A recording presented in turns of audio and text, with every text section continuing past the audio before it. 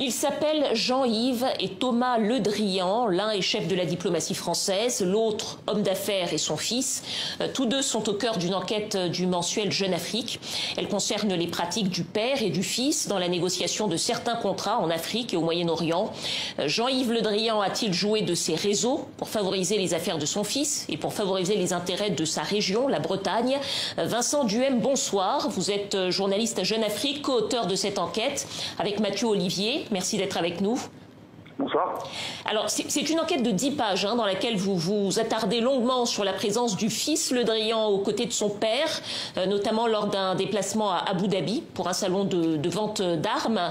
Qu'avez-vous découvert exactement?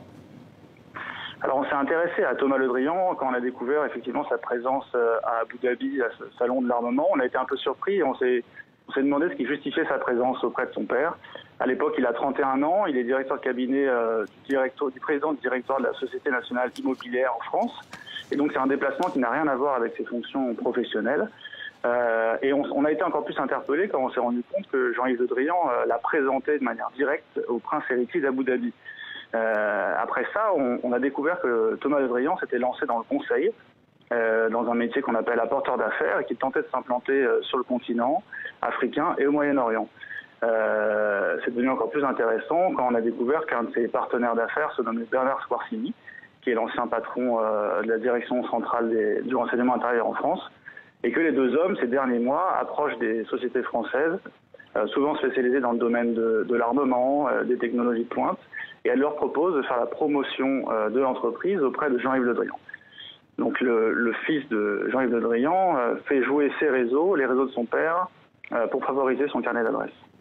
Qu'est-ce que ça pose concrètement comme problème pour le fonctionnement général, puisqu'on n'est pas, je crois, dans un cas d'illégalité à proprement parler? Pour nous, ça pose un problème direct de transparence d'abord et de suspicion de conflit d'intérêts, puisqu'on est en droit de se demander quels intérêts défend Jean-Yves Le Drian, ceux de la France, ceux de la Bretagne quand il favorise l'entreprise bretonne, ou parfois ceux de son fils. On peut dire en tout cas que son fils, lui, joue des réseaux de son père pour ses intérêts personnels, et que ça, c'est déjà un problème de moralité dans la vie publique et dans la vie politique. Vincent, vous mettez également en relief la façon dont Jean-Yves Le Drian jouerait de son réseau pour favoriser les entreprises de sa région d'origine, la Bretagne. Est-ce que vous avez des exemples? Je crois qu'il y a l'exemple avec une entreprise qu'on appelle Auberture. Oui, Auberture qui aujourd'hui fait partie d'Indemia, toujours une société française.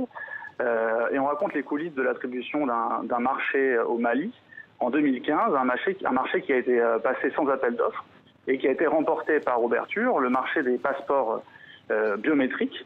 Et à l'époque, les passeports biométriques étaient fabriqués par des Canadiens et le contrat devait être remis en jeu. Et à cette époque-là, la diplomatie française, Jean-Yves Le Drian directement, c'est, selon nos sources, impliqué de manière directe, forte, a mis la pression sur les autorités maliennes pour que la France, et donc cette entreprise-là, entreprise bretonne, obtienne le contrat. C'était un contexte particulier, quelques mois après le lancement de l'opération militaire française au Mali.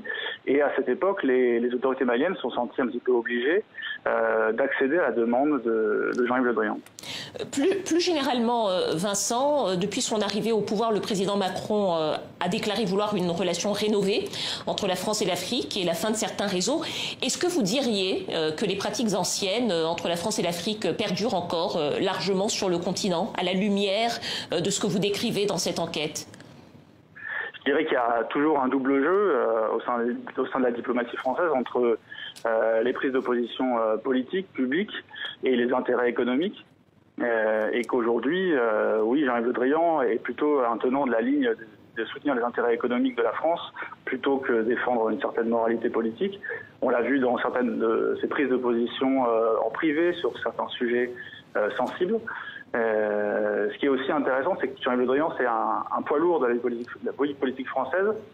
Il est important au niveau national, mais aussi sur le continent, puisque depuis François Hollande, il joue un rôle très très important dans la diplomatie française en Afrique, et qu'on l'a même appelé avant le ministre de l'Afrique. Donc, ses prises de position, son comportement est aussi encore plus important, parce qu'il joue un rôle central. Vincent Duhem, journaliste à Jeune Afrique, auteur de cette enquête avec Mathieu Olivier sur les réseaux d'affaires de Jean-Yves et Thomas Le Drian. Merci à vous.